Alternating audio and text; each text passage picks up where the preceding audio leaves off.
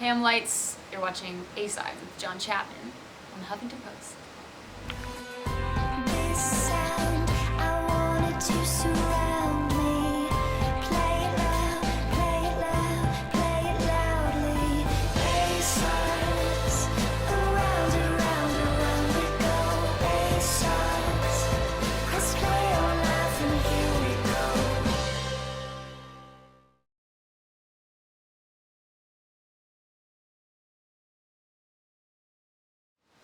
Up We Go is sort of supposed to be like this inspirational anthem, I think.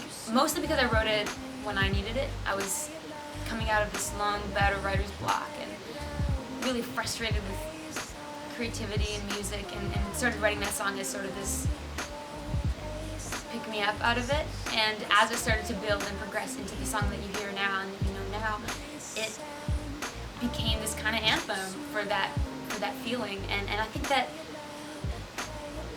everybody needs a song like that in their life. And when we play that song live, everyone goes up. Because I think everybody experiences that, where you have this down time and you just want to be told that it's going to get better.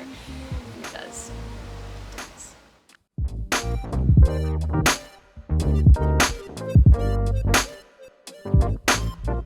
Think of it.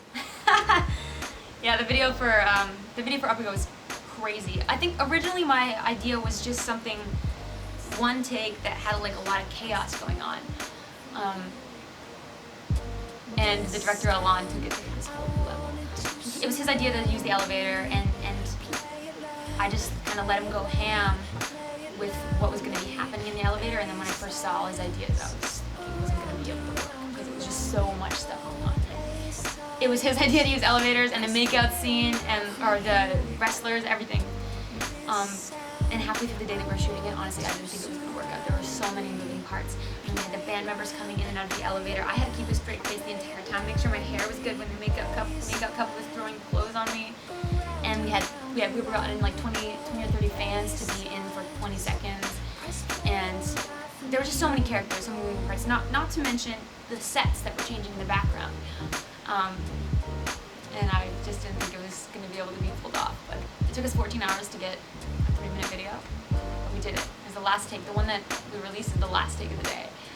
And when everyone cheers at the end, that's because everyone's really happy with me. This sound, I wanted to surround me. Play it loud. I think that every sonic idea I have usually comes with a visual when I close my eyes. Sometimes they're inspired by visuals. And all it takes is just me sitting down and listening to the song to know what visual has been paired with it. And I honestly think a video can make or break someone's perspective of the song. If you have something that augments the track, then you have something great. And it is kind of make or break sometimes. If you don't make a good video, it just kind of falls flat. There's no point. So yeah, it's really integral to have a video that you think is getting your message across and your vision across and your vibe. So most of my videos I have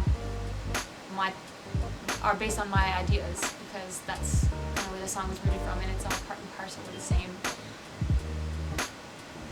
little piece of inspiration.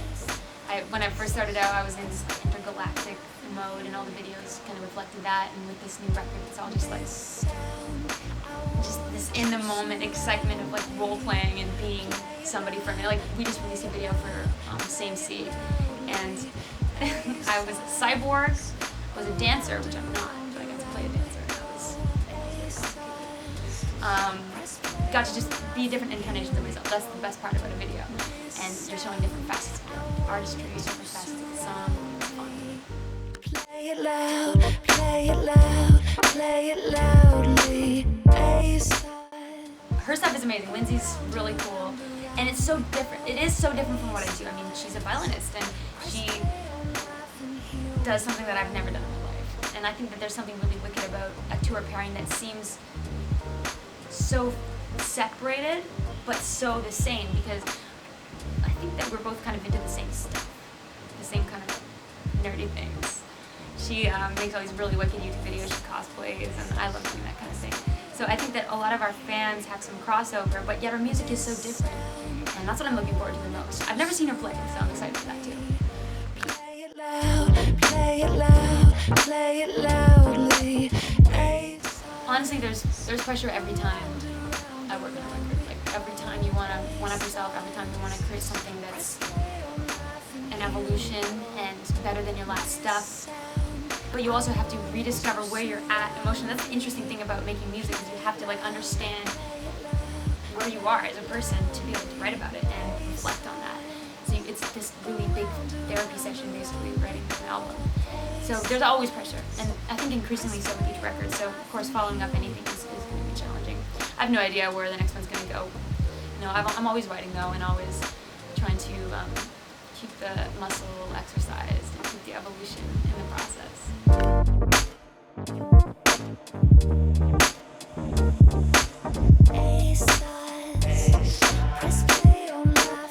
I actually get lots of weird questions about Canada.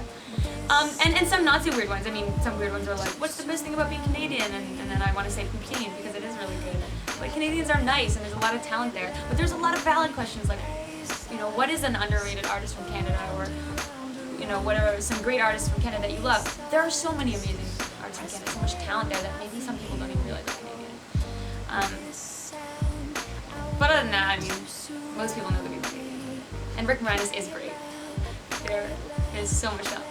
Dan Aykroyd, my favorite. Jim Carrey, I bet you didn't even know he was Canadian.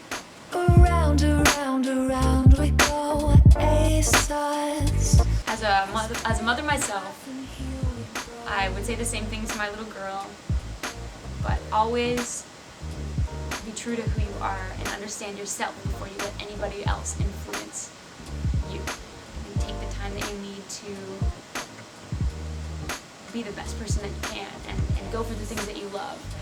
And that will shape you into who you are without anyone else having an influence on that. And that was the Lights version of A-Sides with John Chattman on Huff Ho.